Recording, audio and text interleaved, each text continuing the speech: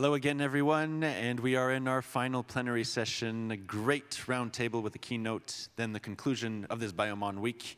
You are all very good champions of BioMon Week as you are here till the end.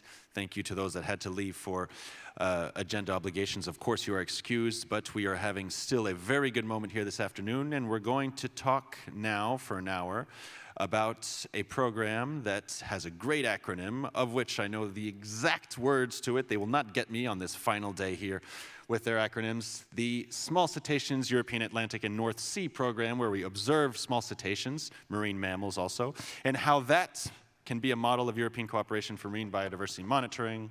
We're going to talk about this with a researcher at the Veterinary Medicine University of Veterinary Medicine, of Hannover. Please welcome to the stage Anita, Gilles, to give our keynote for this plenary session.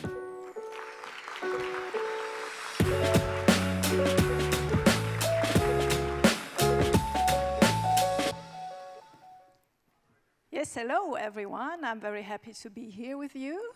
And since we are very close to the final, you can relax now, because I will take you to sea. We're all going for a swim. Okay. So I would like to ask you a favor. Think of the ocean, think of this vast area, the massive volume, and then think of your favorite wildlife that you might have. Yes, here we are. You probably thought about cetaceans, whales, dolphins, and porpoises. And what do all these species have in common? Well, we know they're top predators. They live long. They are tremendously important to keep our food webs in balance and our oceans healthy. They are our ocean's early warning system. But they are also mobile. They move and they cross national borders with ease and speed without taking a number or registering. What is the best method to assess these sentinel species?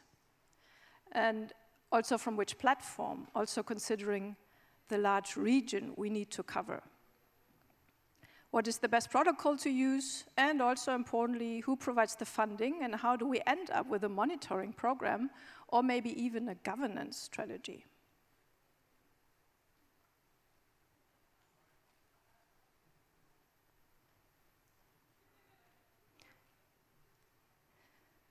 Now we dive into the history, or the story of scans. And this all starts with a very small, rather elusive species, a big problem, and a group of very dedicated scientists that played a major role. In the late 1980s, scientists realized they had a problem. There was a substantial bycatch mortality of harbour porpoise in the North Sea, likely thousands of animals killed each year. But we had no idea of the size of the harbour porpoise population, and thus no idea whether or not the bycatch was sustainable relative to the population. You cannot answer that without a denominator. In 1992, scientists from several European countries met in the Netherlands to discuss a plan to survey the North Sea to estimate the abundance of harbour porpoise and other cetacean species. I had the honour of being chosen to coordinate the project, which became known as Small Cetaceans in the European Atlantic and North Sea, or SCANS. We persuaded range states to support the project and were successful in attracting 50% funding from the EU Life Nature programme. An important part of the project was to develop new methods to ensure that our results were as robust as possible. The first scan survey took place in July 1994, involving 9 ships and 2 aircraft. We were fortunate with the weather and collected a lot of data. Analysis revealed an estimate of almost 300,000 harbour porpoises in the North Sea. That's a lot of harbour porpoises, but the high bycatch mortality at the time was still likely to be unsustainable. Thus, SCANS was born. Thanks a lot. So you just heard from Phil Hammond, Emeritus Professor at the University of St Andrews in Scotland, the godfather of scans. So he really initiated scans, and he coordinated the first 3 scan surveys in 1994, 2005, and 2016. Here you see the problem he was talking about, which is incidental catch, bycatch. Here we see harbour porpoises and fishing nets, which is mainly set nets for porpoises. There are other fishing métiers that are detrimental for other species. Just here around the corner in the Bay of Biscay, there's a huge problem with common dolphin bycatch. So it is still the biggest pressure to cetaceans worldwide. And Phil Hammond just mentioned that the survey started in 1994, but at that time, the scientists did not really envisage that it would be a long-time serious program. But if they had at that time at least, they thought if it would happen again, it should be approximately at a decadal scale. In 2005, I joined SCANS. That was SCANS 2, and I was a cruise leader in one of the survey aircraft. My team was serving in the North Sea and in southern Norway, and we teamed up with another team on the Isle of Man because they had bad weather before, and we surveyed that area together. You can imagine at that time it was really very far for me to consider or even imagine that I would once coordinate such a big survey as I did for SCANS 4 in 2022. But we come back to this later. First, let's have a look at this very first cetacean survey with what really was the first cetacean survey of its kind at all in European waters. And at that time, and still does, uniting science across borders. Just look at the sheer size of that action. So we had 9 survey vessels. It was a real armada that was out at sea. Plus 2 aircraft that were serving the more coastal waters in a survey area of 1 million square kilometers, all using the same protocol. That is, of course, very important. In terms of human power, we had 11 cruise leaders and more than 60 observers, of course, the captains and the crew, and on land, many developers and technicians ashore. If you then also account for the analysis, we end up with more than 100 scientists, 20 research institutes, and 10 plus nations. In fact, I think SCANS is rather elegant in its simplicity. It involves many platforms, many observers, but it's one synchronized count effort. So that was the start. Then each survey was building on the last, learning and developing. And as I said before, SCANS, in fact, although it seems to be taken as a program, it is in fact not. Every survey was an own project, developed not from scratch, but it was an own project. So 11 years later, we are at SCANS 2 in 2005. Again, many, many ships, also many teams working multinational together in the different teams on the different ships. You see, overall, through my presentation today, I have many faces because I really would like to have as much as people showing here that are part of the big SCANS family.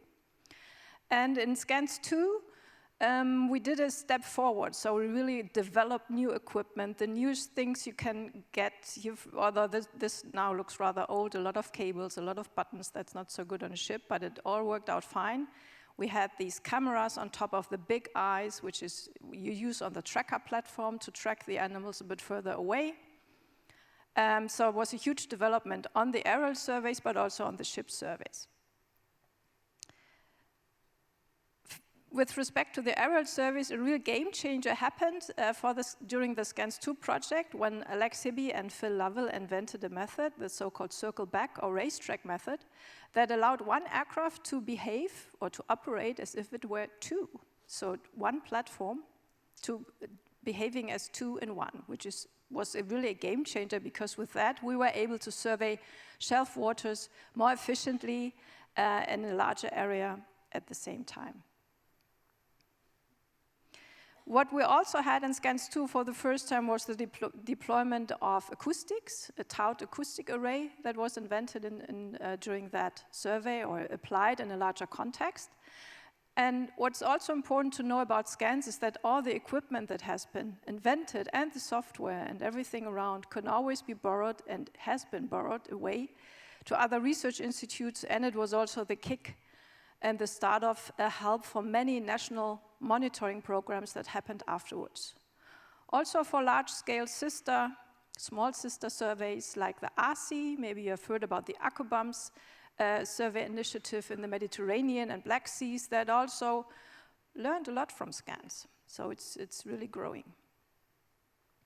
And no worries, I know it's the end of the conference, and I also promised the organizers that I would not show complicated figures. So this is really just to show you an idea of the platform, the double platform approach we're using on both platforms, on the ships and on in the aircraft, which is mainly meant that we have a double platform, which is the so-called, or it's both, on both platforms we follow the same methodology, which is line transect distance sampling with an innovative double platform mark recapture approach. And this we need, as you can imagine maybe, because we need to determine how many individuals we miss, because they are diving, but we want to know absolute abundances, so we need to correct for that. And over the time, scans became the gold standard with respect to that methodology. Before I came here, I asked the big scans family 3 questions, and this is the first one. If you think of scans, what is the first word that comes to your mind? From this word cloud, of course, it pops out cooperation, collaboration. That is not probably very, is not a wonder, but also innovation and fundamental, I would also like to pick.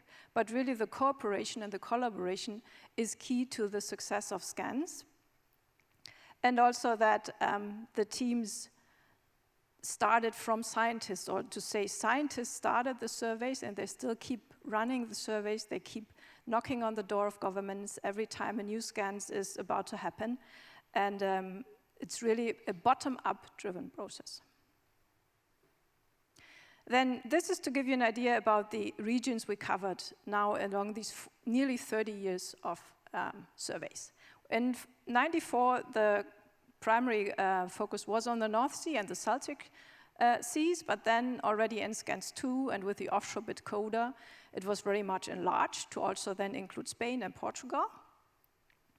And scans 3 had a bit larger coverage in Norway, and then in scans 4, it was even larger with also including offshore Portugal. What is also important to see from this map is that the blue is ship and pink is aerial. So what I've said before, we switched platforms slightly, but that gave us much more flexibility also with weather coverage. This, in case you think we have forgot Ireland. Ireland has an own program called Observe, but that is happening exactly at the same time than scans, but also in other times of the years. And we work very closely together, just that you don't think we forgot that bit. Okay, and with this increase in coverage, the species have also changed a bit. The initial focus was on our little harbor porpoise in the North Sea and the Celtic Shelf, and that also then in the North Sea included white-beaked dolphin and minke whale. With the increase in the area, we had more European Atlantic species such as bottlenose dolphins, common dolphins, and striped dolphins, and then also other baleen whales like the fin whale, and the deep divers like beaked whales, sperm whales, or pilot whales. So these were all included and covered.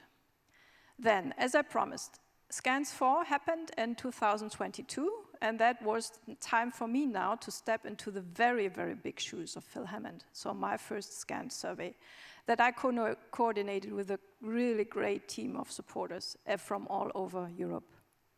You see a few here on the slide, and I will show you some more in a minute. But I also don't want to leave you without also outlining some challenges I had and that I had as a coordinator. One, for instance, was cash flow problems. Nice things to talk about, so contracts just not yet in place. And everything was maybe not yet running as it should at the beginning of the survey even. Then we had one plane that needed an urgent repair.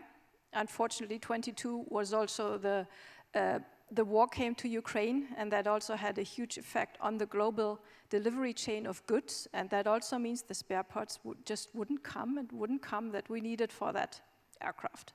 So I quickly needed to find another one. That was not easy, but I found one. I was really happy. I found it in the UK. The team was waiting at the airport, at the landing strip. This aircraft came, and it had no seats. That was really a bummer, but luckily all our team members, they're really creative. They did the survey sitting on buckets, so that also works out. Then other issues we had, things like that, weather, but also here taken from the aircraft, just a very, very altitude, and that for several days. That could also happen. And the extreme side, our team in Portugal, that was a very extreme hot summer, they had more than 42, 43 degrees in the aircraft while serving offshore. So that's also something you need to take. But nevertheless, also many nice sightings they took. On your left, you see a fin whale, and on the right, the only blue whale we had in the Bay of Biscay.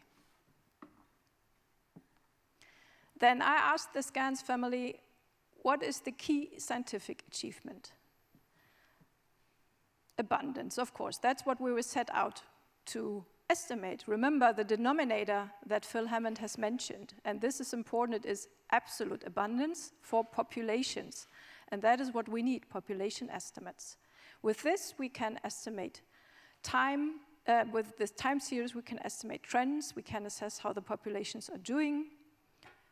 Of course, with every visual survey comes another nice asset, which is information and data on distribution. So what we also do with this data is, here's one example. We do sophisticated spatial modeling using ocean values as proxies for the distribution. You see many maps here. You don't need to read the scale. The brighter the color, the more orange, the higher the hotspot that you can take away from this. You might also see here that the hotspots are not necessarily overlapping, which is a good thing in terms of resource contribution or resource sharing. What I maybe would like you to take away from this is when you look at the common dolphin, which is on the lower left for you. It's the first time that we are seeing an expansion to the north. So we see probably a sign of climate changes here, because the common dolphin is now expanding its range a bit more to the north. We see it in the southern Celtic Sea and also around the Hebrides, where they were not at least known in such high quantities. So that's what we're also doing with that kind of data. Then when it comes, an important part, of course, whenever you're developing a monitoring program is what is it for? And SCANS has clearly shown that we have produced a body of evidence that has shaped international marine law with respect to marine mammals. This first sentence might be a bit provocative, but in this sense, I think it's also very true. Data without context are noise.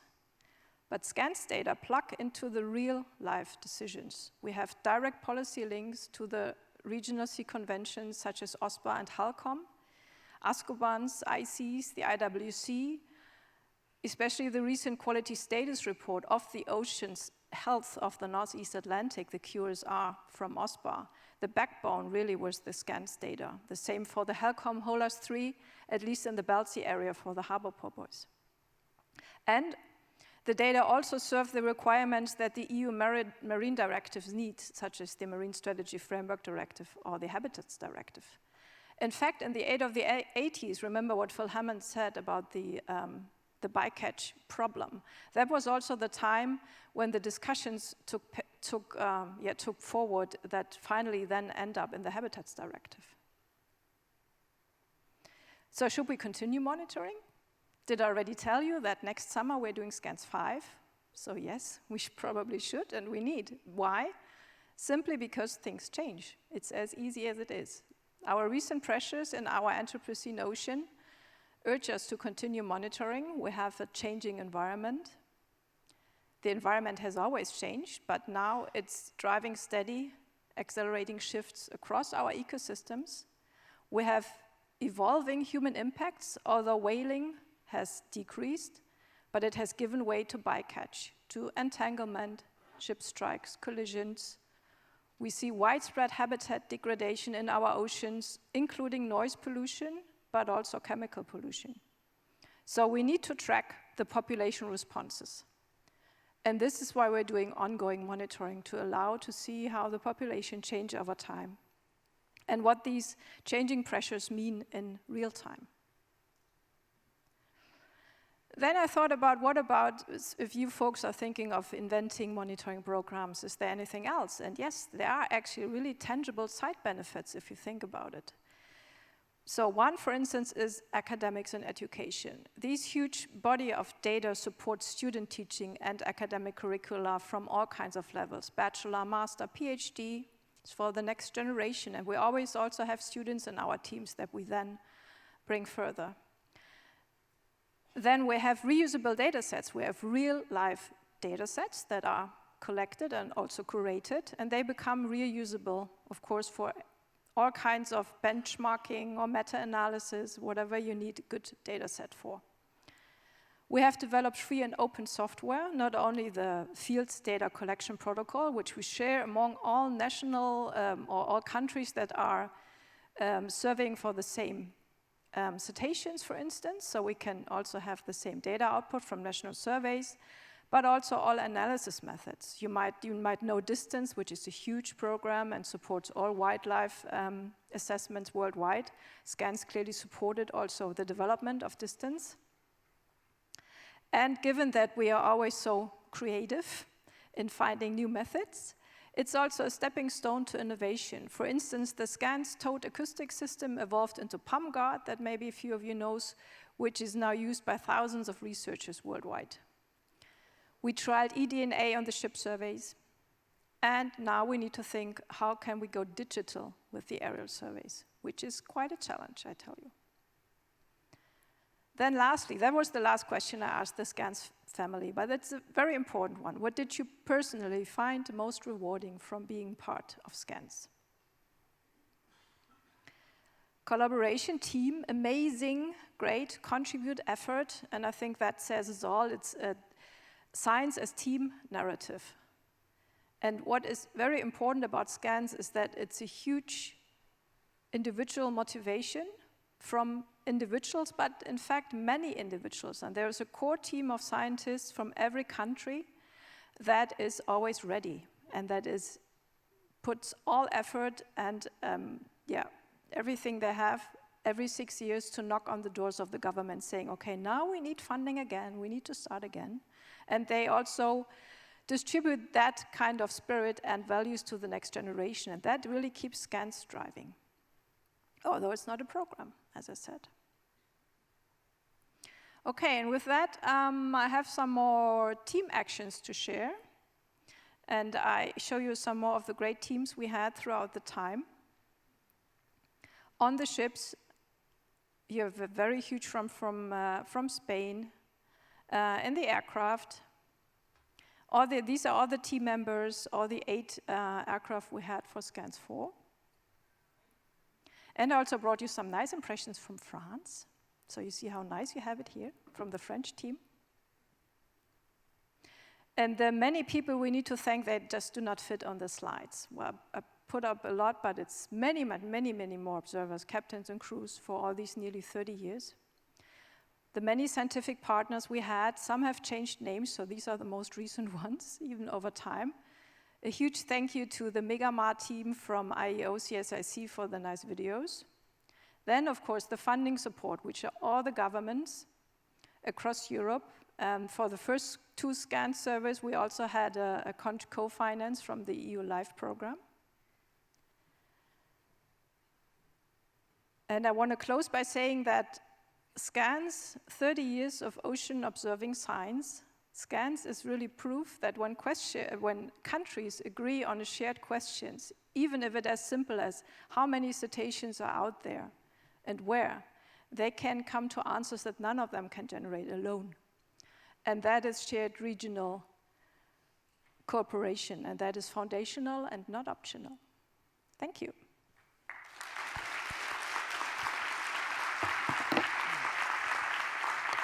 Thank you very much, Anita, Gilles. You can come have a seat over here. We're going to invite 2 more panelists on stage at the same time. Please welcome Mathieu Authier, research engineer and data analyst at the University of La Rochelle. We can welcome him on stage. And Benjamin Guichard, policy officer for marine mammals at the French Biodiversity Agency. Thank you, colleague of the French Biodiversity Agency, for being with us. And we're going to continue talking about what we can take away from this SCANS program. Thank you very much, Anita, for your presentation. Yes, you each have a microphone. You have some water as well, if you would like. And I would like to bring you 2 directly into the conversation. Let's start with Matthieu. You work with a lot of students, training. We want to focus on maybe the scientific aspect of the SCANS program. Can you just maybe generally talk about the experience of the SCANS program for you as a research engineer? Thank you, Henry. So I'm actually a very late comer to SCANS because I came for SCANS 4. I was really involved in SCANS 4 and more on the analytics, on the data analysis of SCANS 4. And I was not doing the great field work that Anita presented, but I was very lucky to be involved in the analysis of the data with a lot, again, of students, gifted students, I must say, and we could tackle some new questions also with these students, being a bit more, let's say, creative. We were standing on the shoulder of giants, as Anita was showing, with all the development that have been going on already with SCANS overall. But we could tackle a few more questions here, like when we are doing these great maps Anita presented, there's one question really is that given what SCANS can do really, but it's still a thin line, these transects. We are collecting data on these thin lines, and then we are trying to make a map over a large area. When we do these kind of predictions, are we doing extrapolation or interpolation? Are we using actually data on which we have a good sample of the environment underlying the transect, and can we use that to say something around these transects? So that was some sort of a new questions we tackled. And that helped us to also, when we do these maps, we have to also bring an idea of the confidence we have in these maps. And this opened some new grounds, and I think some original grounds we could look at with some very gifted students. And that was also a bit inspirational, because even after 30 years of development with SCANS, we still have some questions evolving with the data itself, and having this depth of the data, we have also, these new challenges to basically overcome. Yeah, and it's a good way to segue. I'm going to come back to Anita in a moment about the challenges of the SCANS program across different countries and that kind of cooperation as well, even though you really highlighted the importance of it. But I first want to ask Benjamin Guichard about the importance of this, may I say so, coordination between scientists and data analysts, and engineers as well, in order to then take a step back and go towards policy. Again, this idea of going bottom up, if I may say so, is that something that resonates for you when you think about the SCANS program? Yes, in fact, it started, as Anita presented, the SCANS program started at the very beginning from scientific questions, but also questions of management from the very beginning, and it's always been linked to that. And for this reason, when the MSFD Marine Mammal Monitoring Program started in 2015 in France, it was just 1 year before SCAN 3, so from the very beginning, it's been part of the Marine Mammal Monitoring Program in France, and it became part of the programs in the other countries too, and it's always been a very key part, because as Phil Hammond said, it's the denominator without which we can't do anything. We can't calculate any indicator. We don't know what the mortalities are representing towards the different species. So ever since SCANS 3, the French Biodiversity Agency has been funding the SCANS program, as well as other surveys at different scales. But it's been really key since the beginning of MSFD to monitor marine mammals, and also other group of species actually, because maybe we'll come back to it, but in the Mediterranean it's also used for marine birds, marine turtles, and other species. Right, so there's been an evolution of SCANS, if I may say so. I'd like to maybe ask Anita, and then also maybe come back to Matthieu about the evolution of SCANS. Feel free to talk about if that was a challenge also, the scope, dealing with that evolution of the scope, please. Yeah, so there are many layers in your questions. Yeah, you can take as much time as you like. Oh, okay. No. Under 4 minutes and a half. We'll see. Okay. No. But I Just think, kidding. the challenges we had, of course, since we need to bring every country on board, of course, is also communication. So at least I now know that as a coordinator, so really hoot up, as we say in Germany, to Phil Hammond.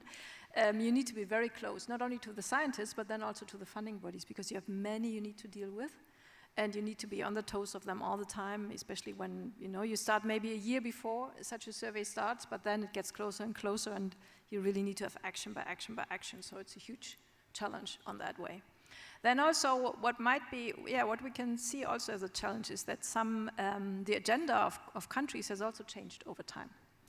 And they might also have their own requirements on top of what we want to have as a SCANS family. We still see the large scale, we don't see the borders, but of course the countries also have their own ideas of what they would like to have out of the data. So you need to deal with these kind of expectations as well. On top of, method development, but what is, I hope, got clear here is that we always keep the same methodology. So they're clearly comparable, which is very important when you do such a large-scale time series survey. Yep. Can I ask a question to all three of you, but maybe let's go to Matthieu to keep moving around. We talked a little bit in preparation of this roundtable of the use of this monitoring, that we're able to assess the health of the ecosystem, and there's technical terms for that as well. Can you comment on how useful this is to actually make a difference, and not just observing, but also thus making sure that we're maintaining oversight on the health of the ecosystem? Yes, sure. So, if I want a bit to impress, I can always say I'm a data analyst. But then when they ask me, what do you work on? I just say I need to answer how many dolphins there are in the sea. And that's a very simple question. It's just as impressive. Yeah, but the problem is that answering simple question is not easy. Yes. And we see that we need the right data, but even when we have the right data, we need the right methods. And these methods are quite complex, and then it gets a bit daunting to our students because we need to explain to them, you need to take care of that and that and that and that. And this is actually, there's a whole complexity to answering a simple question. But at the end of the day, what we need to do is to say, there are so many dolphins, but there used to be so many before. And this is actually a bad trend that we are seeing. And then we need to get to a very touchy question about threshold. How bad is it that we are seeing this maybe a little downward trend? Is it really bad? Is it not so bad? So that's where we get into policy. And we need now to put, a qualifier on the number. Is this good? Is this, we're not sure, is this bad? And that's where maybe it's a bit uncomfortable for us, even as data scientists, but we need to have this conversation with managers, with policymakers, with fellow scientists, with all the community. And I must say that it was a bit of an eye-opener for me as a data analyst that we need to be part of this conversation. And without scans, we would not have been able to assess a lot of species at the scale we need to do for these very mobile cetaceans, for example. Am I also understanding something important? Were it scans 4 or 5? Sorry. Which one are we at now? Scans 4, 5? Scans 5 is next year. Scans 5 is next year. So that's also a reminder of the importance of time frames being as long as possible, if I may say so. What are you going to get from data about how many dolphins there are in a 1 year, on instant T, in the T instant, as we say in French? It's going to be a trend, as you say, that's going to be so important to extrapolate, understand from time, correct, right? Can you maybe one comment about, because afterwards I have a question for Benjamin about the offspring of the SCANS program, as we talked about a few minutes ago, but this scope and the time frame, is that something that is a challenge to ensure that there's always a 5 and the 6? And so, is that something that you, as coordinator of it, Anita, are confronted with? Yes, definitely. And also you might have, if you have your math right, seen that we have also changed the frequency, because initially we were on a kind of 10-year scale, but then we said, okay, but in order to meet especially the requirements of the MSFD reporting, that is every 6 years, we also need to go at least 6 years. So that's what we're trying to do now. And that is important, of course, to have the simultaneously collection at a certain time stamp. You might say, well, it's it's an instantaneous, you know, it's a timestamp in one summer, but nevertheless it's the population, and you can't get that every year. What we have also done in scans now, we did the first winter scans, because of course we know we have seasonal changes and we want to also have that. So as a side-on for Scans 4, we did a winter scan survey in the North Sea, and we hope we can continue that, because that is also important. To follow up with a very technical and financial-oriented question, how long does a dolphin live? I was kind of kidding, obviously, but I'm being serious in asking the question, because I'm interested in knowing if that's compatible with the SCAN's 6-year program. In the Bay of Biscay or generally? Oh gosh, I have to choose one. That's a political question. It's a bit of a loaded question, but depends a bit on the species. But if we're talking dolphins, yeah, I mean, they live less than 20 years now in the Bay of Biscay, so there's been some decrease in their longevity. Okay. But yeah, so this is, it's commensurate with now the time series we have with scans, and we need that depth, really, that depth of the data. I know you're not questioning, but I was, in all seriousness, asking that question, and that allowed you to say that we've had, unfortunately, a little bit of decrease in their longevity. Okay. Benjamin, there's been offspring of the SCANS program, right? This was very useful for others. Yeah, in fact, over the years, the SCANS has been very inspiring for many teams. In fact, it's been a very powerful tool for capacity building for all the teams and the people that participated from many, many countries. And so there's been a similar survey, aerial survey at different levels, in national levels mainly. So in France, I started in 2011 with a survey in summer and winter in the Atlantic and the Mediterranean. There's been surveys in Italy, in Ireland, like you showed, Anita, in the Black Sea, in Spain. I may be missing some. And now we are seeing, so that was 15 years ago, that the national survey started. And now we are seeing even smaller surveys dedicated more for MPA's management, and surveys which are much more precise with transect, very fine transect. Some of them taking place every season, for every year, for several years in a row. And they gave a very different, very interesting view, and different than the whole view, but actually it's the same protocol, so it can be compared with a general view. And it's not an offspring, it's more like a little sister or little brother that Anita mentioned in the Mediterranean, because in 2018 there's been the first global Mediterranean aerial survey for cetaceans and birds and turtles. And it took a very long time to set up, but it finally took place. It was the ASI, for ACOBAMS Survey Initiative, ACOBAMS being international agreement on the conservation of cetaceans in the Mediterranean.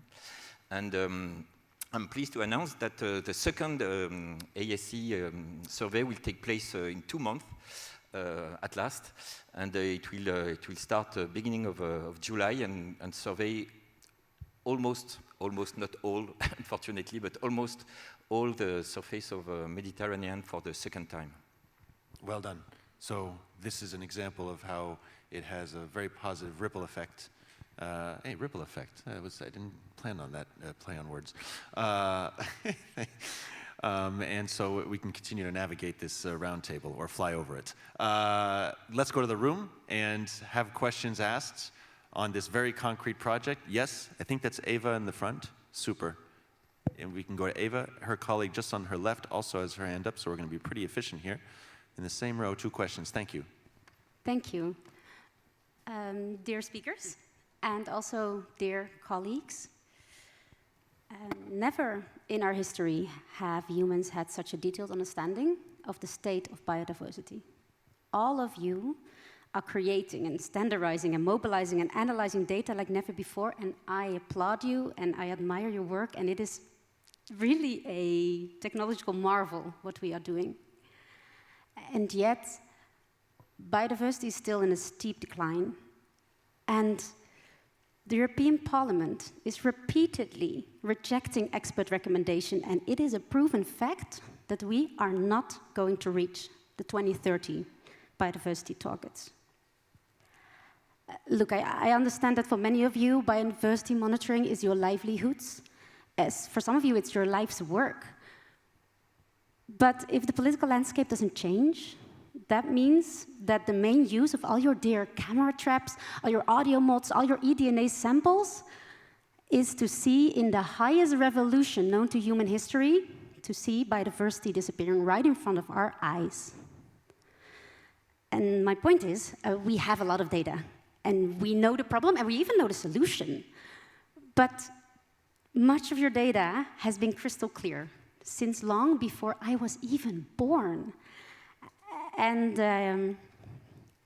so I stand there before you to ask you, or maybe to beg you, almost, to take action, and to be loud, and to be bold, and to speak up, because only then our work will actually make a difference.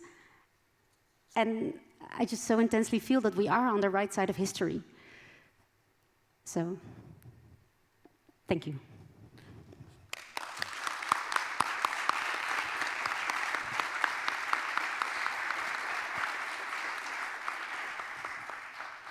Thank you, Eva, for that statement and that call to action. And I think you have a colleague just on the left who wanted to ask a question as well. Your hand was raised before, but maybe she summarized it better than I ever could. Okay. It was actually Sir right next to you, Neville. No? Okay. We had the same question. Okay, good. Well, that's normal that Eva was able to encapsulate anything you wanted to say. It's hard to speak after her, but you are welcome to if you would like. Obviously, the panel can react to Eva's comment. I have other questions.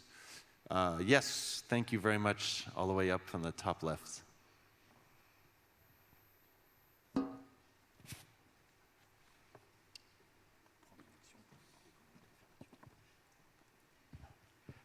Thank you. I'm Steve Formel from OBIS. I'm curious to bring it back to where we started the conference. We were talking about stakeholder and community of practice engagement.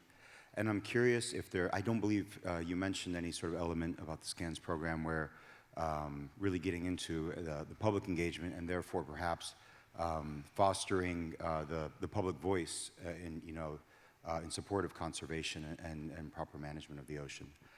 For example, I'm wondering on your surveys if you could bring along live feeds in the same way that some of the ocean exploration ships do, where the scientists will describe what they're seeing and people can tune in and feel that same experience, or if there's opportunity to do something like Fat Bear Week, but for your cetaceans. Has anything like that been explored? Thank you very much. Who would like to answer either the call to action or the question about, yes? Yeah, no, I can try to answer that, but it's hard to hear, to be honest. I hope I got it right. Was it the question about capacity building as well, right? Or training?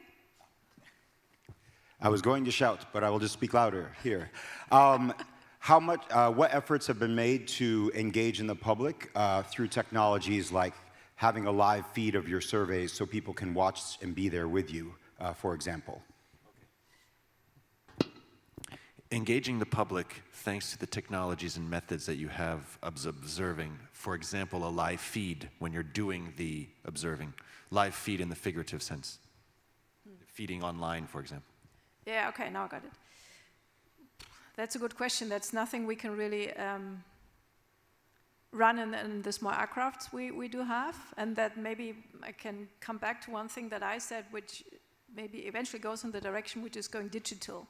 With that, I actually meant that we are now somehow kind of also forced to go away, at least move away a bit from the observer-based surveys, simply because we will have a forest of turbines in our way in the future. And this is exactly in our altitude. So many, many Eiffel Towers, of course, where we can't fly. So we need to have high-definition videos, for instance, and cameras on board, and this will make the observers obsolete. They will come back later then because they need to go through these millions of hours of digital work.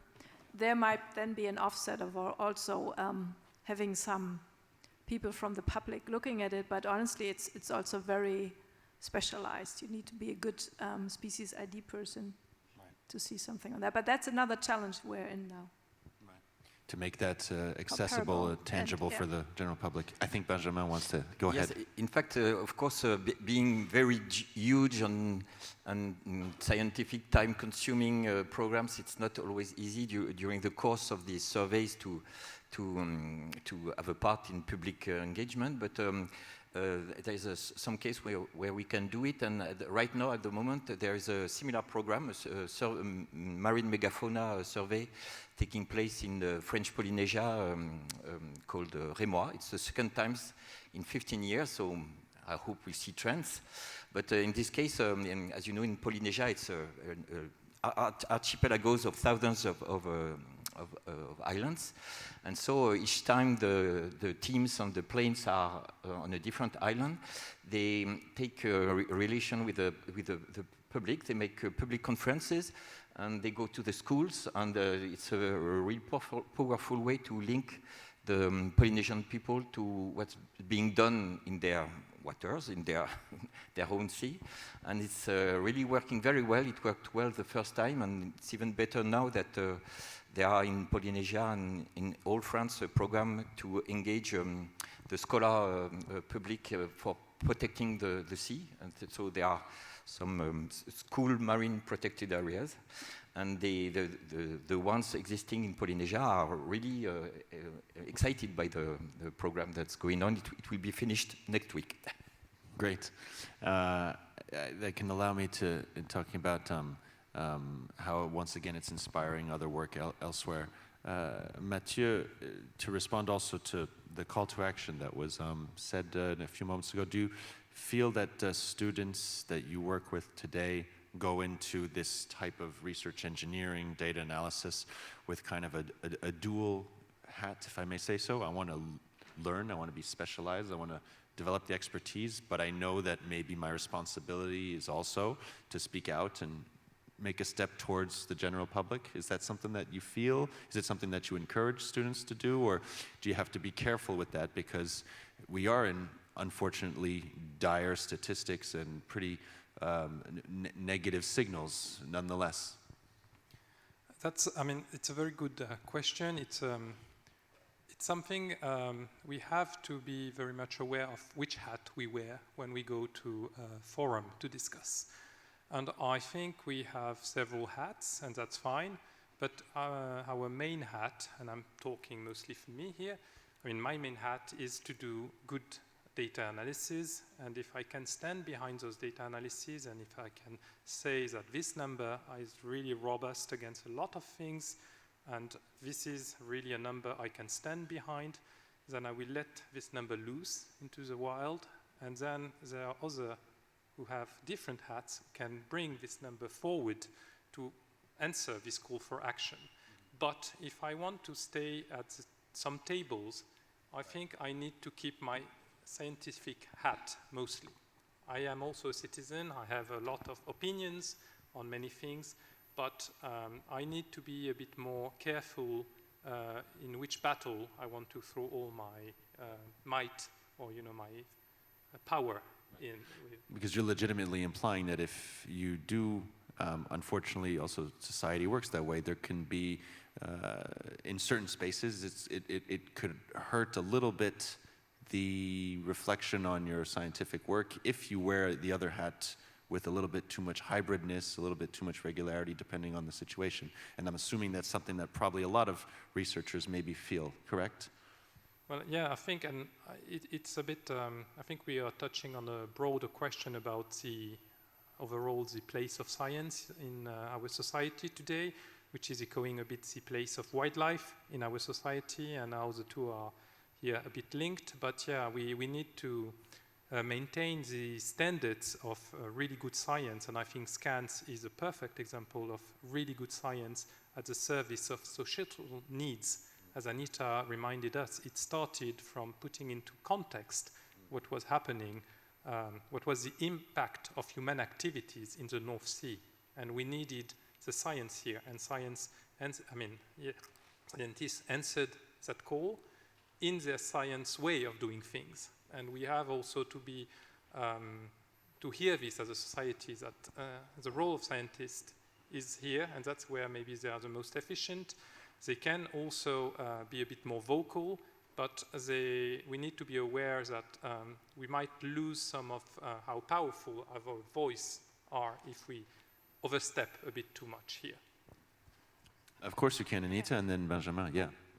Yeah, just maybe also to react to the action from Eva. What we as scientists can also do, and I really also encourage every one of you who might see a way in there, is also to work even a bit more on the science policy interface. And there are really ways of doing so in a very still scientific way, keeping our scientific hat, of course, on our head all the time. I'm, for instance, also chairing the OSPA Marine Mammal Expert Group. And there we have really, really good scientists that are motivated, but some of them really I needed to push a bit to come into the group because they were afraid that they need to find the number, 42. Only 42 dolphins, they are allowed to be bicaught.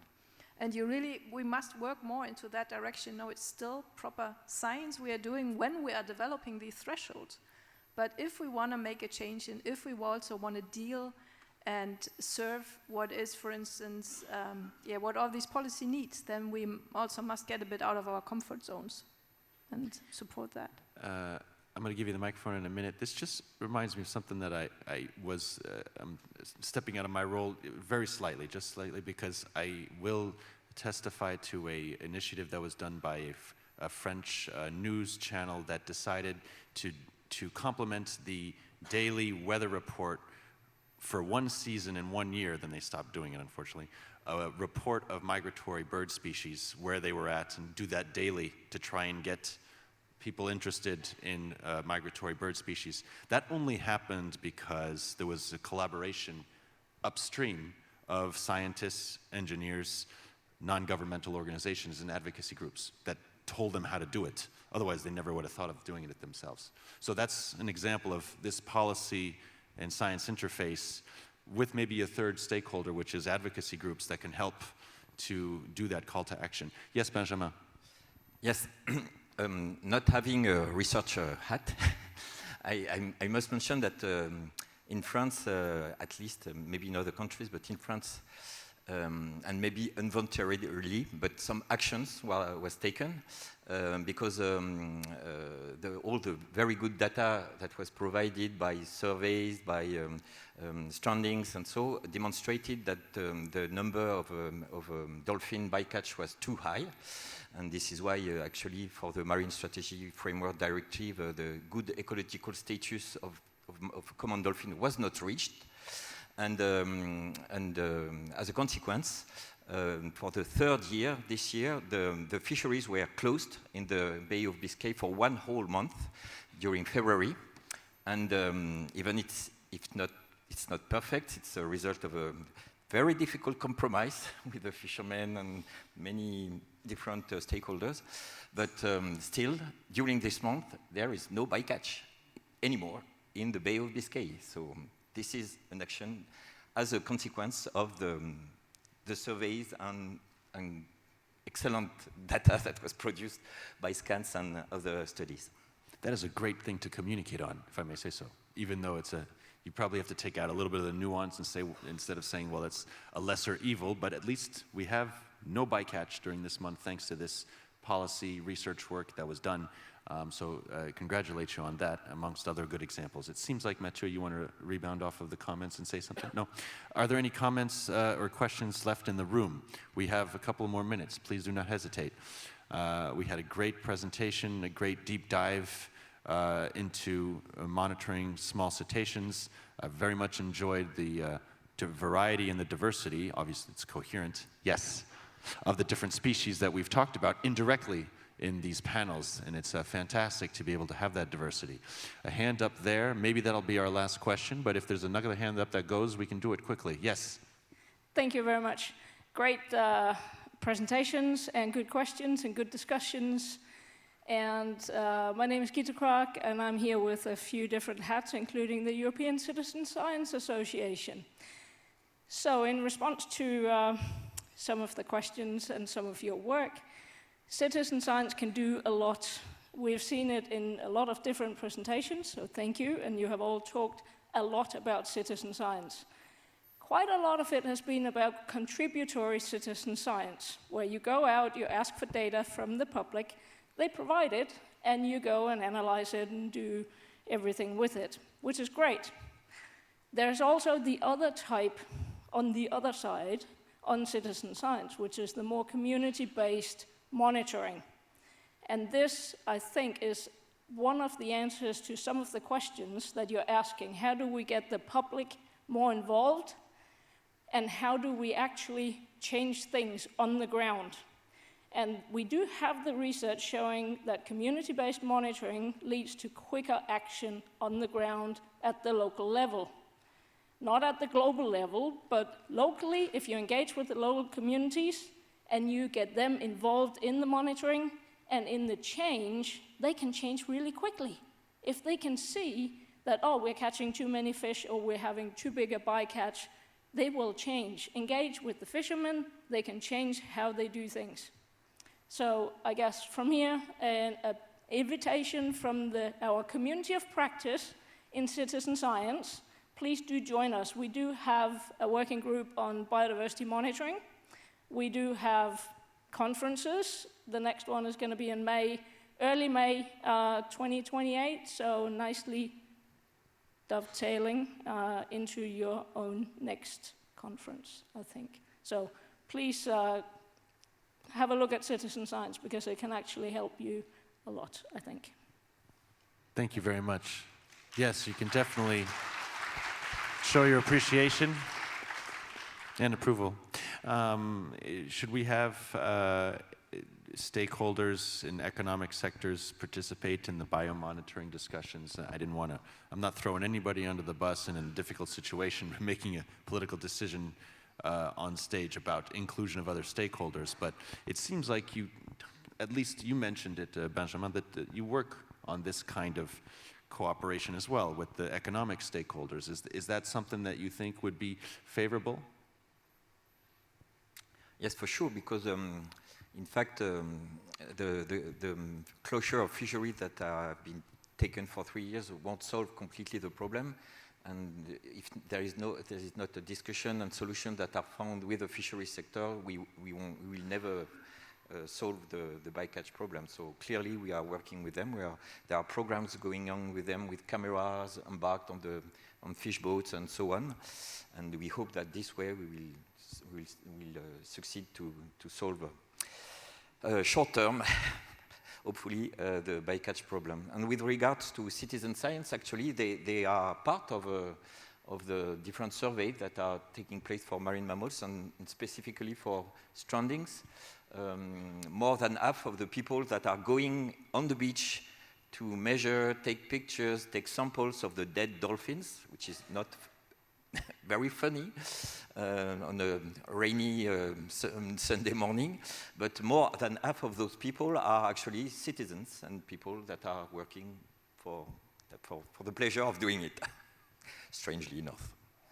I think we've done a very nice job in this roundtable of having all types of comments, both on the scientific aspect, the coordination, cooperation, what type of stakeholders, the timeframes, et cetera, call to actions, mentions of good or success stories as well, and good reminders of why we're doing all of this. So I really appreciate this last roundtable. Thank you very much for being participatory until the end of this BioMon week. We have a conclusion in a second. Anita, Gilles, Matthieu, Authier, and Benjamin Guichard. Thank you so much to you three. We can thank them.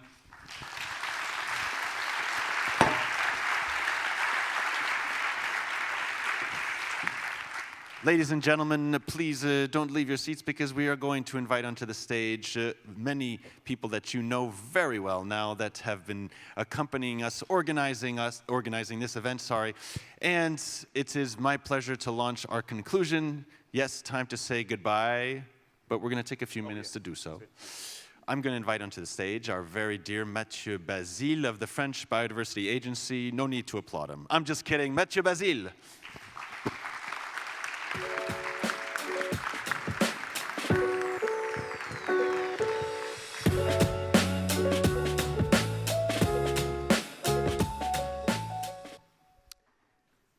Well, time to say goodbye, I guess. But we do have just a couple surprises left, so I think you need to get closer to the microphones. Sorry, Matthieu.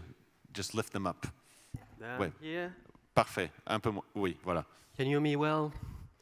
All right, time to say goodbye, but hold on, hang on to your seat. We do have a couple of surprises for you in the next hour.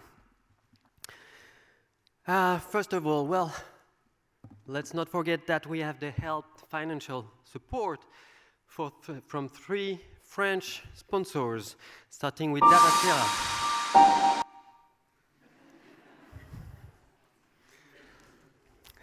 That's to have more impact about the sponsors. Thank you. DataTerra research infrastructure is dedicated to Earth observation data. I hope you've seen their booth in the booth area. Created in 2016, it is based on 4 data and service hubs corresponding to each of the major compartments of the Earth system. Coordinating, federating, and optimizing all existing institutions, systems, and resources is one of the major ambitions of the DataTerra research infrastructure at the national, European, and international levels. DataTerra.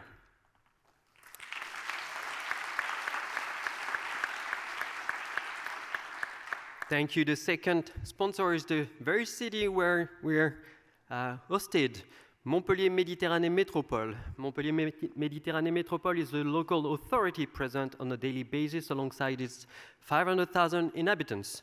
It has many compulsory responsibilities: economic development, cultural and sports facilities, tourism promotion, urban planning, roads, public transport, housing, and water management, environmental protection, and energy transition. Montpellier Méditerranée Métropole.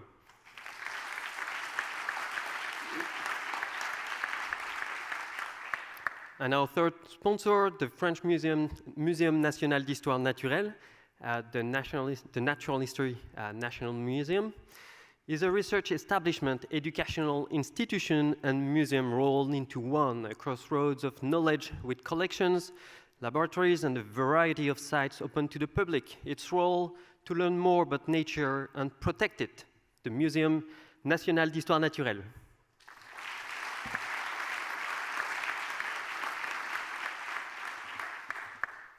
I also wanted to introduce somebody, the forgotten mascot. I guess Monday was not the best day for him to come out.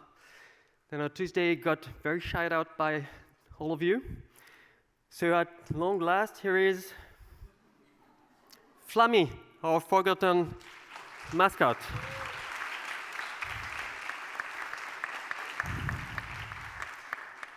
You didn't have the chance to see them, but pink flamingos are not a Florida thing. They're actually common out there. It's a pleasure to meet them very close to the city. I have yet to meet them in downtown, but who knows, in the future. Flammy, ladies and gentlemen.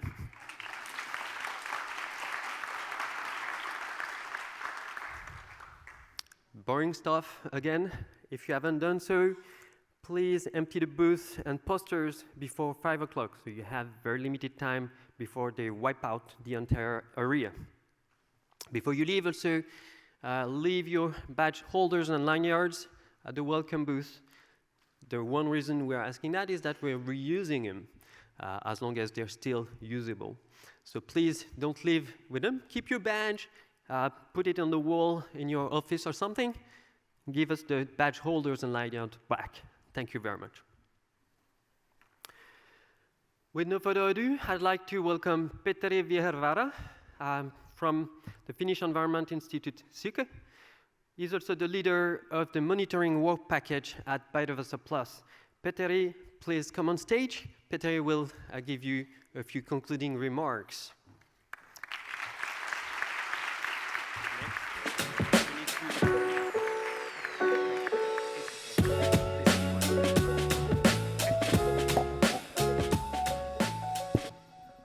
Okie. Hello everybody, nice to see so many people here still. I like this Mission Impossible music because that's exactly what Matthieu has been doing with his team, so we have completed the Mission Impossible, so thanks for organizers.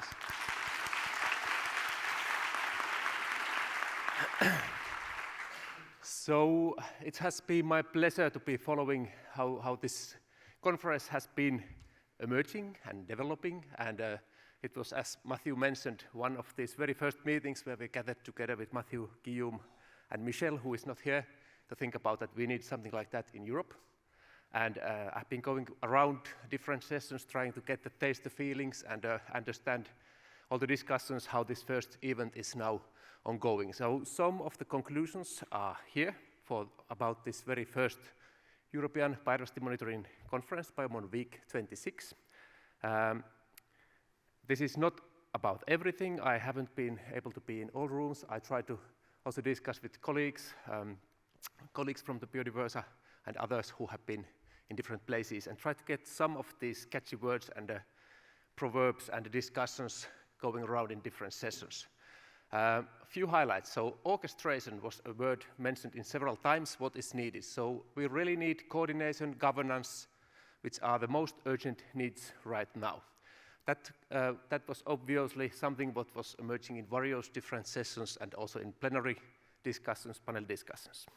A couple of challenges related to that are coming from the situation that Europe is a very diverse country. We have different countries, different regions, different biodiversity aspects, and also we have these European scale needs, which needs to be fit together. So we really need to bring together different kind of people from all different sectors. It's not enough just to have researchers, we really need whole society and all kind of expertises. Couple of pictures from the week. Technologization is another word which has been maybe going around. I don't know if it's a real word, maybe it is. But there's somebody, it was Gilles actually, who said, think about Darwin as a new student today. Yeah, I think that's worth of thinking, because if you would be keen on life and biodiversity and what changes in the nature, all these interactions, if you would have tools like remote sensing, not only satellites, but also like a different marine orchestrated robots going together, or radars which are scanning the skies during the night and day as a network of observation schemes, or different drones, combinations of different sensors, you might see all kind of things what's hard to imagine. eDNA and molecular methods, they are really breaking through. Maybe 1/3 of the people have been somehow interlinked with these kind of methods here also, so it's really booming at the moment, and we need to have a more standardization to get this serving all kind of different monitoring schemes. Then there's also audio and image sensors. Together with the support of AI, we can really get a lot of things out of those things, but what is needed is definitely discuss together how to best use these together, and how to get all these observations then collected and samplings in the right places available for anyone who is interested in those. So maybe the question for the future would be how to integrate novel methods with already available and ongoing monitoring schemes, and challenges of big data that just needs to be solved. Harmonization is another thing what has been really driving a lot of discussions here during the week. One of the keynotes highlighted the question that we don't know what we need to know, and that's exactly the situation. So of course these policy processes are important. We need data to report for policies, but for what? To understand changes in nature, and not only for our own good, but also for the sustainability of the ecosystems and ecosystem functions. So we have to really continue discussions what is essential. There are so many essential things and essential parameters, essential methods, that finding a way forward really needs discussions of different expertises and networks together. We have to build what we already have, so there are obvious gaps. There we can go quite straightforward and start with the harmonized protocols, but then if you have a long time series, it's really important to keep on going with those and integrate novel methods to improve gaps and different observations, what is needed to even better understand what is going on around us. Then harmonization at unit level is a practical way for transnational comparability. That was from Henrik Hedenau's talk in a very interesting session, how to design monitoring programs. So hopefully that's something to really think further also across different kind of schemes.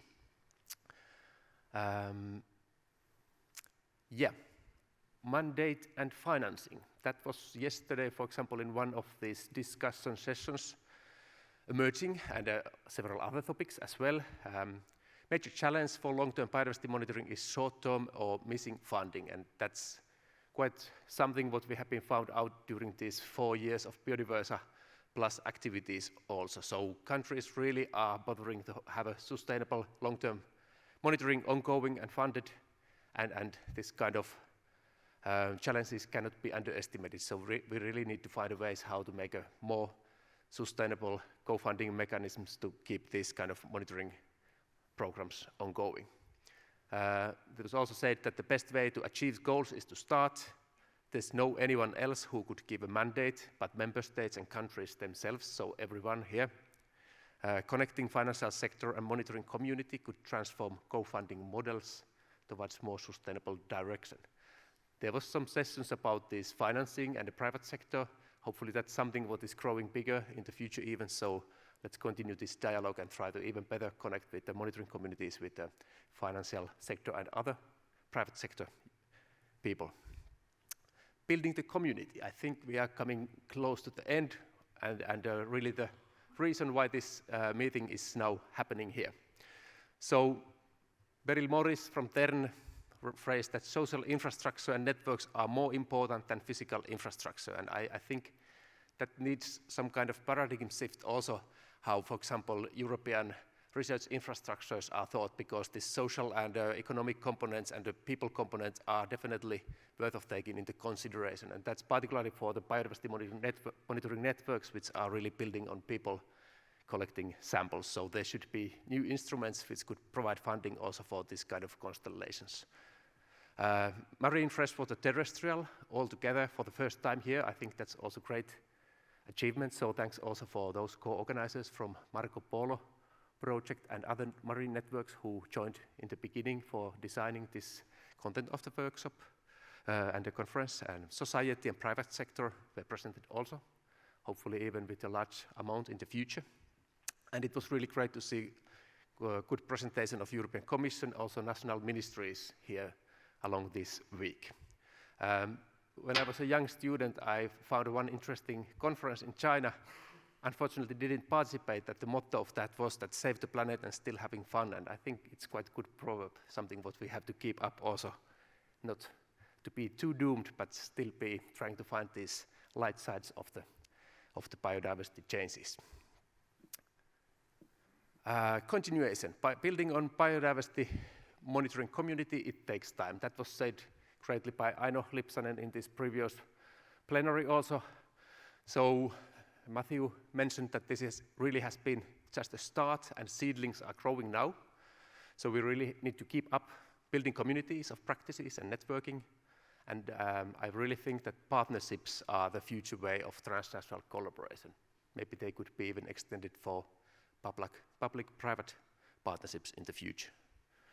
So I'm really pleased to say thanks for everyone who came here, who participated with the talk or poster or just following, chairs of the sessions and the workshops, Biodiversa team, wonderful team supporting all the activities, and all these organizations who together with Biodiversa Plus was putting this together and designing the program and the content for this. And last but not least, I really would like to thank these three musketeers there, plus Michel, who is not there, but Mathieu, Gilles, and Michel. So little bit tastings from Finland for to recover your energy balance after this week. So thanks all.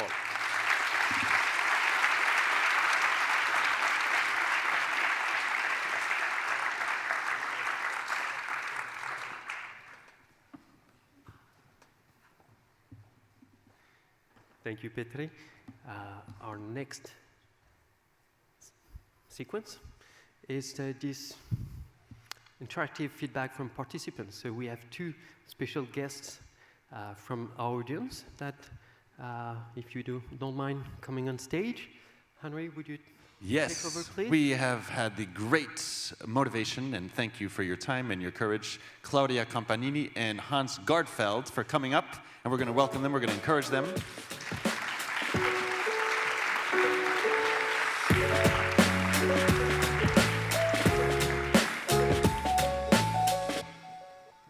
And Hans is coming. There he is. Nice to see you, Hans. Take your time, don't trip on those staircases. I've done it several times. Claudia, could you introduce yourself? And you have a microphone, right? You can share the same, you can use it. And maybe answer the question of, after introducing yourself, why it was interesting for you to come here. Okay. Hi, nice to meet you. I'm Claudia Campanini, and I'm a PhD student in Italy. And why was it interesting? Because usually when I go to congresses, I'm a marine biologist, and I'm always surrounded by marine biologists. And mainly we work on maybe the same taxonomic group or the same habitat.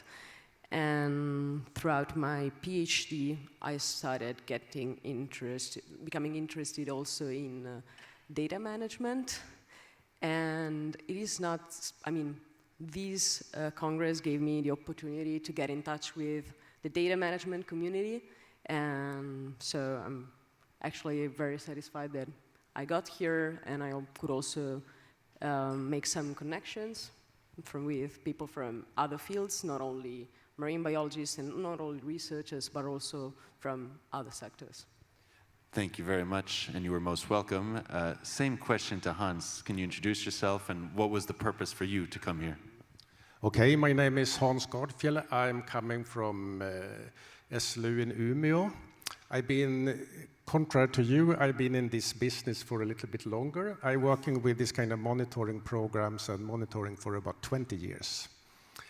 And I was really thrilled about this conference because I think this is the first conference about monitoring this kind of biodiversity monitoring. Normally you have other kind of European conferences with different themes, but since I'm working with monitoring, this has been really fun.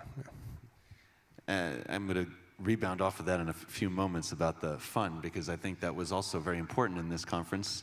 Did you find it very useful, Claudia? You found your goals while you were here. You go back with very interesting developments for your work. You're going to use this as a rebound effect, or a tremplin, as we say in French, for your future work? Well, I would say that there were some goals that were clear to me before coming here, but actually attending the different sessions, I also took some notes and came up with new ideas or just integrations and added new nuances. But what I hope it will be also that maybe I will have new collaborations in the future. And of course, I know more people now, which is something very useful in our field also when it comes to work with at the boundary of your field. Like I'm a field researcher mainly, like early career researcher. So I needed other skills, and this gave me the opportunity to get in touch with people that have those skills. Very good. It reminds me of the quote we just saw from our colleague, which is, you know now better what you also need to know, because what we said before was we don't even know all the time what we need to know. Hans, do you find your professional goals nicely box checked after this conference? Yeah, I think so. I mean, the most important thing, when you're working with things and trying to develop this kind of monitoring systems, you really need to interact with other people, because there is no way that you can find out everything you need by just reading papers and things like that. You need this kind of confrontations, you need to see new innovations, you need to talk to people and things like that, and this has been a very good event, I think. Yeah. By a show of hands, raise them if you are also satisfied with the professional goals that you came here with and your ability to attain them this week. That's pretty good, Matthieu. Raise your hand if you also had fun this week and come back with a very memorable human experience. Yeah, we can actually applaud that one. That's a better one.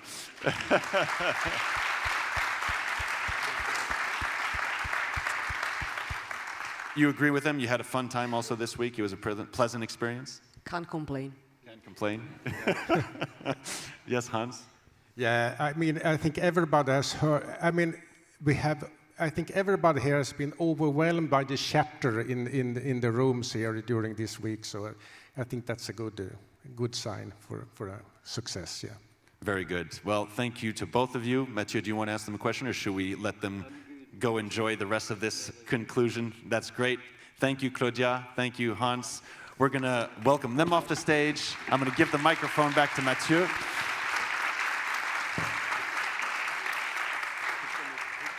In a moment, we're going to hear from the co-organizers, those that made this possible. Thank you again. You've done a fantastic job. I think we can all agree from your raise of hands, your participation throughout the whole week, that we've had a very engaging experience. Matthieu, back to you. And just to let you know, this was not staged. So yes, they were not paid or anything to say positive things. And I hope you share the same feeling at the end of this conference. Then we're going to go with, again, a few words from each co-organizers on perspectives, what's next from their point of view. Let's go and start with Marco-Bolo. Isabel Sousa Pinto from the University of Porto will give you a few words from Marco-Bolo. Isabel, you're on stage in a couple of seconds. Yes.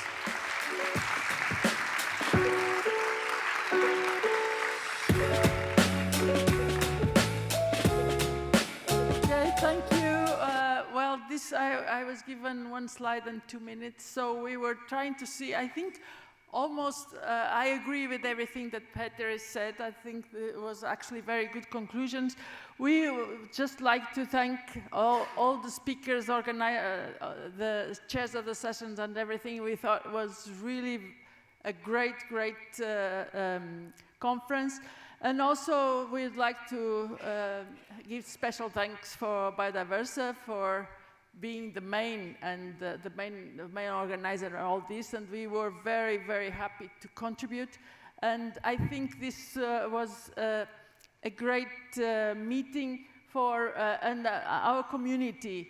That really we surveyed many of our authors, and they were really happy to have this experience, to be, as it was said here, in a meeting that is not only marine, because this is very often the case. So takeaway, I think we showed that the biodiversity monitoring, that is really a hot topic because of the success of this meeting. We had so many biodiversity meetings this year, both marine and general meetings, and we were still able to attract quite a lot of people, so I think this was great. Then we thought that we had few cross-realm sessions, and they were very successful. So we thought that this in the future should continue and even have more of these cross-realm sessions. So we have opportunity to hear things that we don't hear in the other conferences. Then of course, the marine community is ready and willing to actively contribute to future European structures as the EBOC. This was is clear, and I think here it was very much felt. Then this harmonization of data standards and infrastructures has clear benefits. This will show we had a lot of different sessions where this was clear, and that there is a great potential. So we talked a bit about how we can get most cost effective, because, well, for many reasons, but we are going through times that maybe the funds are not so much available as it is now for at the moment. So there is a great potential for new technologies and the participation of private sector to make the monitoring more cost effective, in particular, of course, in the ocean, where this is, of course, is a big problem. So I just leave it here, and thank you very much.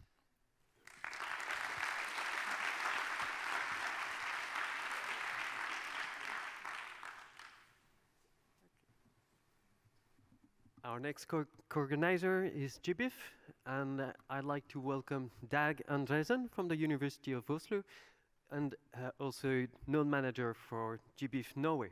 Dag, join me, please. You're on.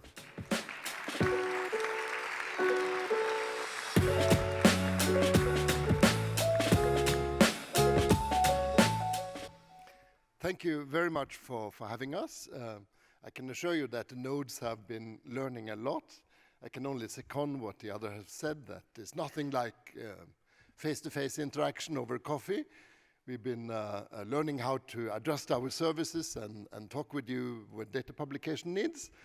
And we'll take what we learn with us back home, and here are some highlights what we are going to work on in the near future. GBIF is celebrating 25 years this year, and we'll soon launch,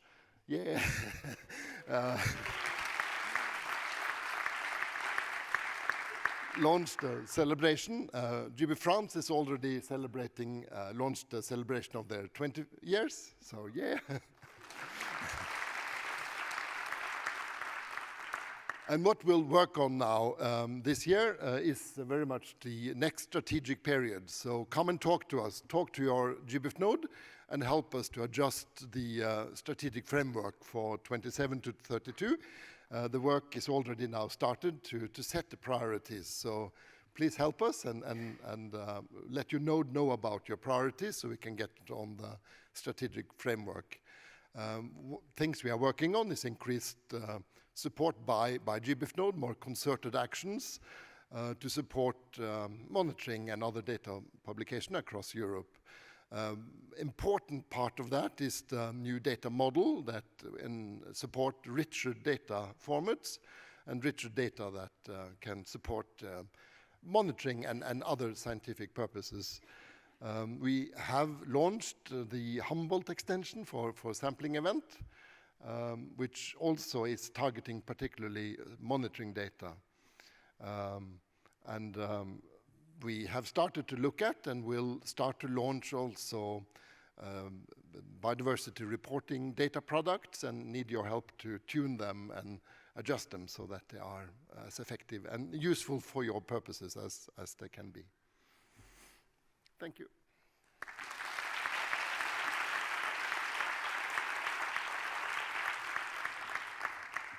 Thank you very much, Dag. Our next co-organizer is Biogara, represented here by Lluis Brotons from CREAF.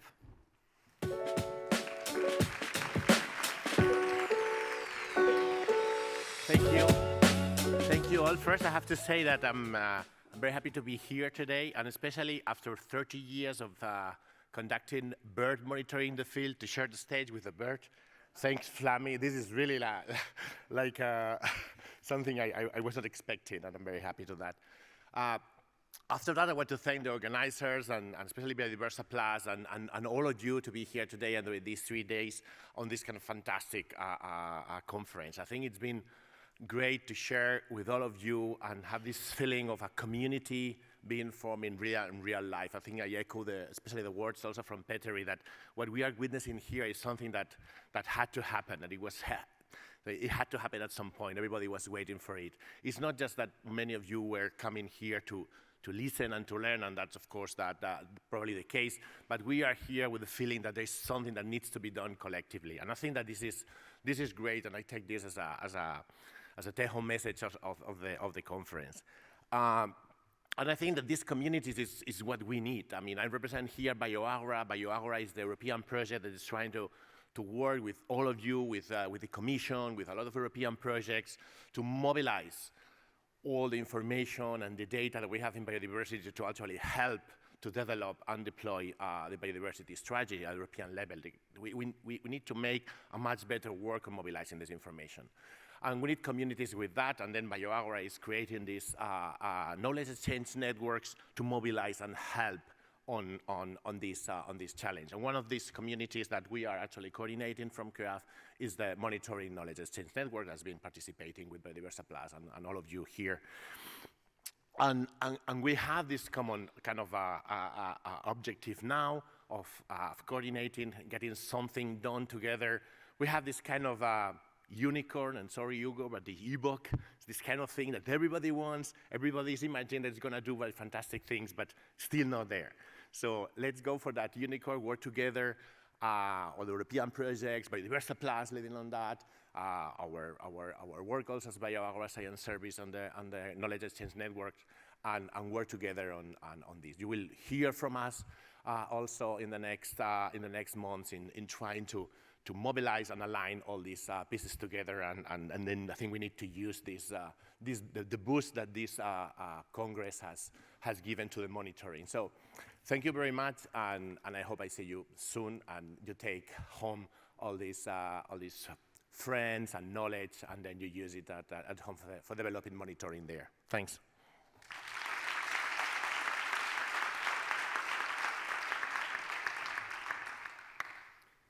Thank you, Lluis. Let's move to the Alliance for Nature. Welcome Susan Bédu and Eric Rieux from Biotop.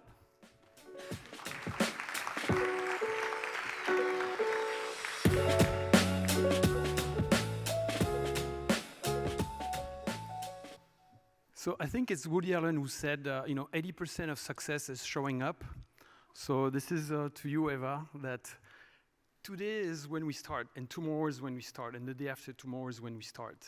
And you could see from people who were in the room who have been doing biodiversity monitoring for 20, 30 years, they started back then. So it may seem to you that things are not moving as quickly as you wish, but they are moving. I'm more hopeful today than I was 10 years ago. As you can see, I have no hair, and anyway. My takeaway would be that what really unites us and makes a big foundation is values and why we are here.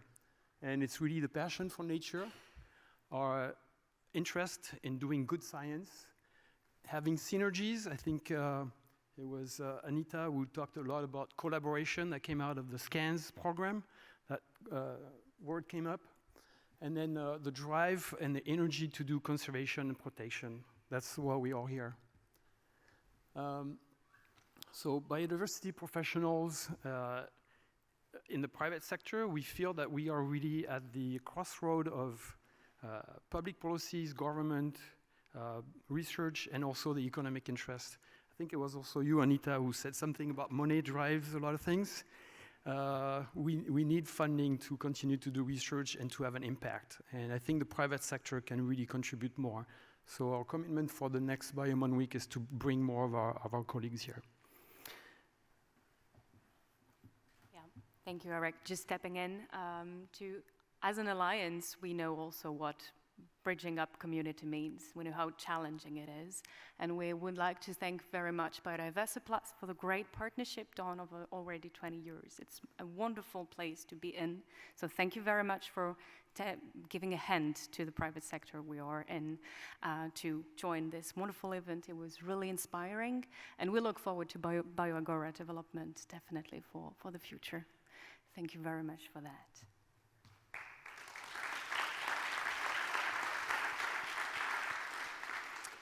Next steps, we tried to bring up two key things on our end, continue engaging and raising awareness because biodiversity monitoring, as we've discussed, is the backbone of many more biodiversity discussions that are taking place outside our arena about many other domains and indicators which are being looked at, especially from the private sector. So your work is very valuable, be sure of that.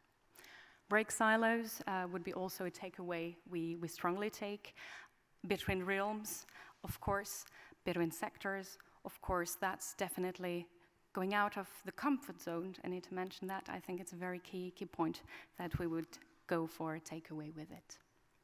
Last word for you, Eric. Yeah, so I think Guillaume was asking us, what next events we participate in. So Susanna will be at the World Biodiversity Forum in Davos, and we'll run the sessions there. And then we're also planning to go at COP16 at the CBD and to continue to carry the message about the value of data and biodiversity monitoring. We want to end, and we didn't coordinate with, I think it was Dag, or who had the same picture, but we're, we have the trio, the fantastic trio, so thank you again, and Matthieu, enjoy your nap.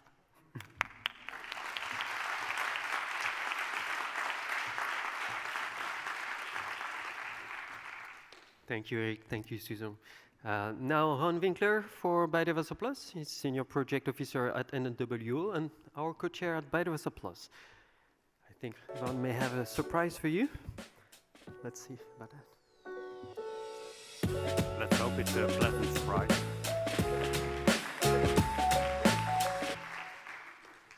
So I was asked to tell about what's next for Biodiversa, but before I do that, I want to thank both the city of Montpellier and our French colleagues for all the wonderful work they've done. It's been a really wonderful experience. It's the first time we've had a meeting this size within Biodiversa, and I have to say it tastes like more, but more about that in a moment. Oh, this was supposed to come one by one, but it is what it is. So what's next for Biodiversa until 2028? Why 2028? Because that's the end of Biodiversa officially for this version, Biodiversa Plus. And between now and then, we'll have to communicate a lot with a lot of people. By the end of Biodiversa, we'll have funded around 200 projects, 9 monitoring pilots, and hopefully, we're working on that, 1 thematic hub. More about that later. We will make all of that available via databases like BioAccess, but we're also developing a database, BioDash, a dashboard to collect information on all the biodiversity monitoring programs in Europe with some basic details so that they're actually findable, because there's so many of them in so many countries, people just don't know about. We will, of course, write policy briefs, because that's what you do if you want to convince policy, and have technical briefs for the technical people. But we do want to include also the reports, guides, toolkits, more or less the usual stuff. And we're also looking on trying to do it in more modern fashion, so not report-based, but videos, podcasts, social media, etc. So there will be a ton of communication to look forward to, and I hope you'll all either sign up for our newsletters or stay in touch with us. The other part that's really important is to connect. That is one of the reasons we're all here. One part of our overall strategy is indeed to connect the community. We've heard the words community of practice. That is actually one of the strategies we set ourselves from the start of Biodiversa, to build something like that, to connect the whole biodiversity monitoring community. But it also goes beyond that. I mean, it's good to have a connected biodiversity monitoring community, but we have to connect to other networks, whether it's on business, whether it's in policy. The future for change is in networks of networks.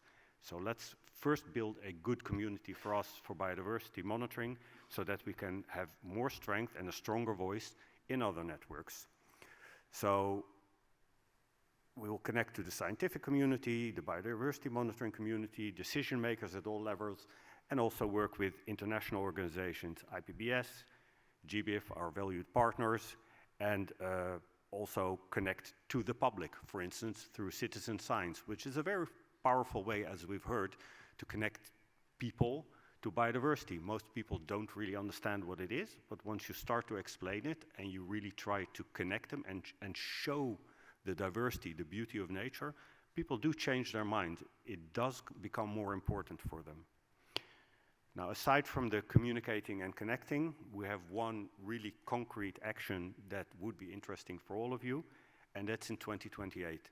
We already have planned to have another meeting like this, only bigger, with more people, because we could have accommodated, we would have had 1.5 times the number of people easily for this meeting if we had expected so many of you. So in 2028, we'll have a new edition, and to tell us a little bit more about that, Laura Hoyer, please, from the Finnish Ministry of the Environment.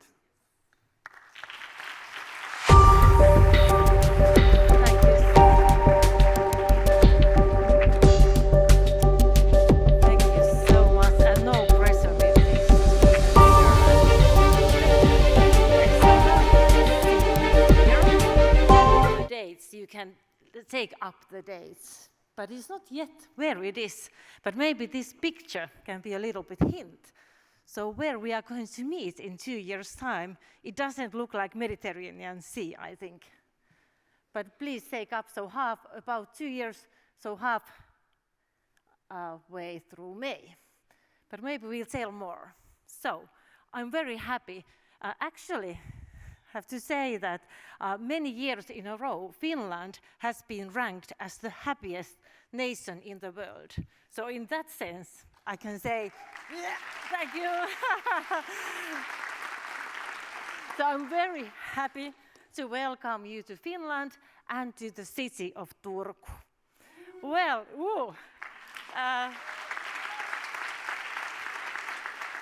if we think of the biodiversity in Finland, maybe you all think of the forests and the lakes and the peatlands and the mares and the beautiful archipelago we had in the first picture. And maybe, I don't know, maybe it's correct to say that in one way Turku is the hotspot of Finnish biodiversity. And also in the picture you see this beautiful historical building, so something special for you. We have already picked a very nice venue for you, because it's a very nice historical building, Logomo. Actually it used to be a train repair workshop. So something special, very nice location for you. So now you're all thinking, the question in your mind, where is Turku? But you can see this very exact map here. You know, of course, where is Finland, but where is Turku? It's very close to Helsinki. So now we are moving from this beautiful Mediterranean area to the Baltic Sea. So you get some Baltic feeling in 2 years' time. And I have to once again emphasize the beauty of the archipelago. So just outside the Turku, you have the archipelago. So you have this national park and actually the UNESCO Biosphere Reserve.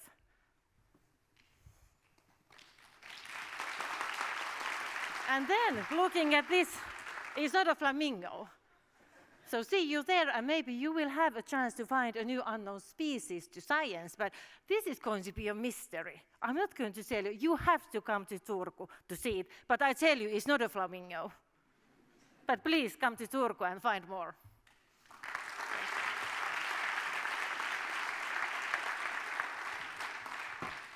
So it's also time for Flammy to start his migration. So I would like to hold it to you. Please take good care of him. We would like to find him healthy in 2 years in Finland, in Turku. So bye, Flammy. See you 2 years in Finland. Thank you. I will take very good care of it. Thank you very much. You so much. Thank you, Laura.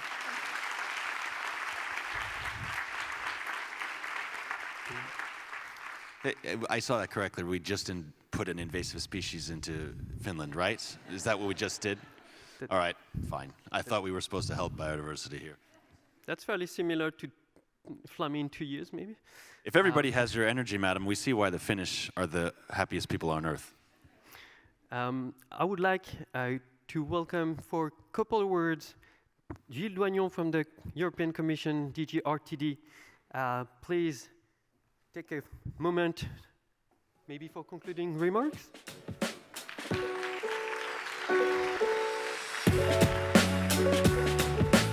Sorry, this was not planned, but I cannot resist. So I will speak on behalf of the European Commission, and just to say that we are very happy with this conference. You can be very proud, so really thank you very much. Everything was almost perfect. It was really like the best app I had for a conference, so really thank you very much. And well, we are a strong community, and we have also to join forces. I heard that there were 2 other events at the same week, this week, at the European Space Agency on ecosystems, and also one conference on infrastructure. So for the next edition, let's try to have everybody together, and it was already a good sign that there was such a huge demand. So for the next time, yeah, if you could be like 600 attendees, and this time with more people from the private sector, because we have to learn what they need. We have to listen to them. And on our side, European Commission, we will then try to bring colleagues from DG Grow Enterprise, so they can also discover what this community is doing. I want to say also happy birthday to GBIF. Let's try to have all EU member states members of GBIF for the next edition. And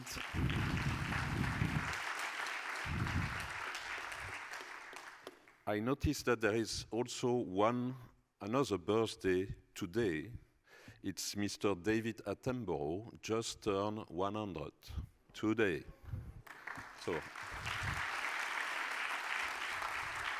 So in a way, this conference is also a message to him and all the people who tried to save nature for the last decades. I have just one word about Finland, because in a past job at CIIMAR, I was supposed to promote in communication the European Maritime Day in Turku. And so we made the competition of harbors, and the hashtag was My Port for Turku. And so everybody knew about Turku. So I'm very happy, and I will be there in the next 2 years. And my really last message is, please speak up, really tell everybody, not only the community, but everybody, we need data on biodiversity. And we know that there are so many gossips, bad news, funding will decrease, etc. But just keep calm and monitor. Thank you very much.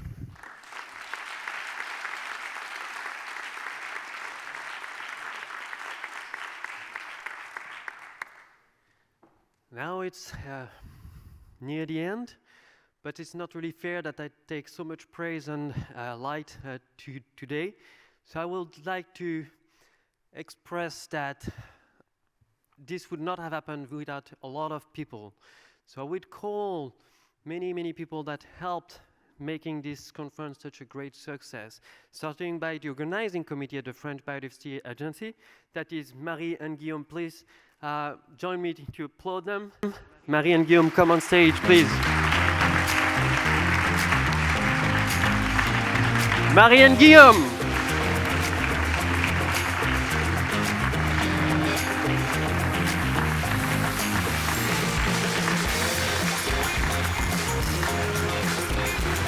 We got also huge help.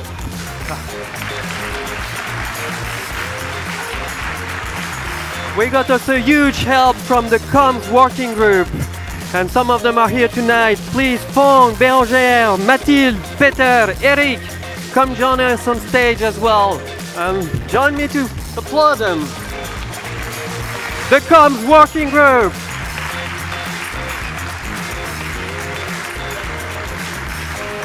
High five.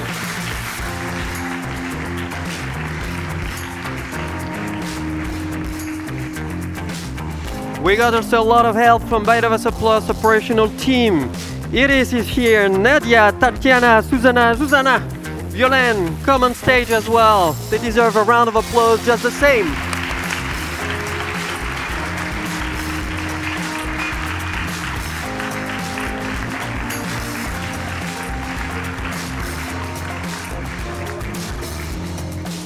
And of course, the very people that have been hitting the whip so long after them, the program committee that made this conference what it is and what it was for the past 3 days. So please, everyone from the program committee, come join me on stage. That is Ron, Petteri, Andreas, Michele, Gerard, Gloria, Lluis, Konstantinos, Aino, Louise, Tina, Mona, Rosalia, Tucker, Anne-Sophie, Dag, Hilary, who's left already, Veronica, Dan, Julia, Isabel, Lise, Peter, Steven, Maria, Eric, Susan, and Florian. Florian, please come here as well. And of course, I cannot forget two of us who could not join the conference at all. Emilio Salas-Leighton and Peter Haas were so instrumental in making this conference what it is. People, ladies and gentlemen, the program committee for this conference.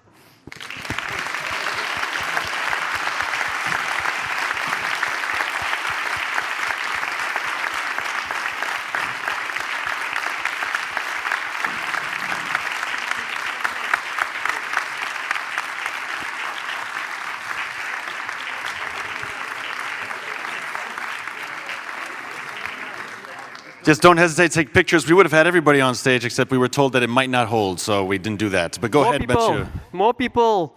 There was also a scientific committee. They had to slash a few abstracts out of this conference, unfortunately, but that was a real good job they did. They also had to chair all the sessions, so a scientific committee who reviewed abstracts, who chaired sessions. I'm not going to name you all, but please come down. and join us on stage. There are still many of you who've been involved, right? Don't be shy. Scientific committee, where are you? That's you? Can't believe they all left already. Well, there's a few more people then.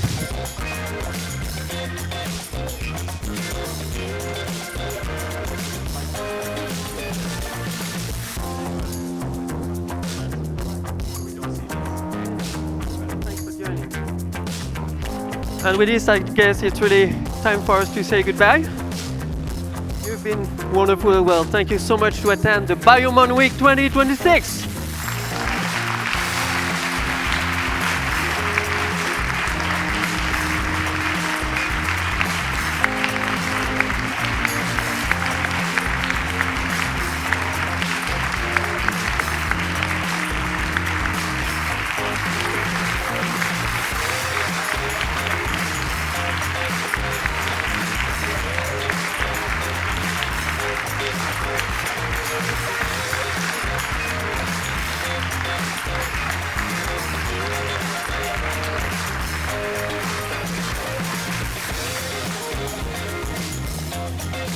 Great job, everyone, and see you in 2 years in Turku.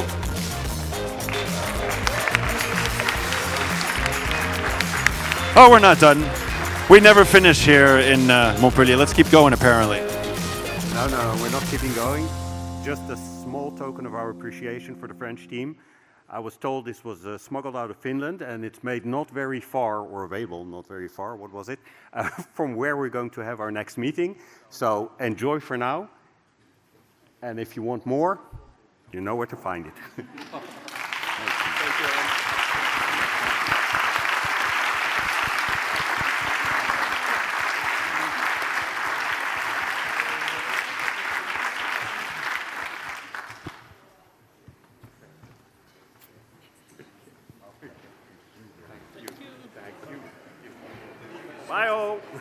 you. Safe travels home, everyone. Take care. Keep up your momentous, very important work.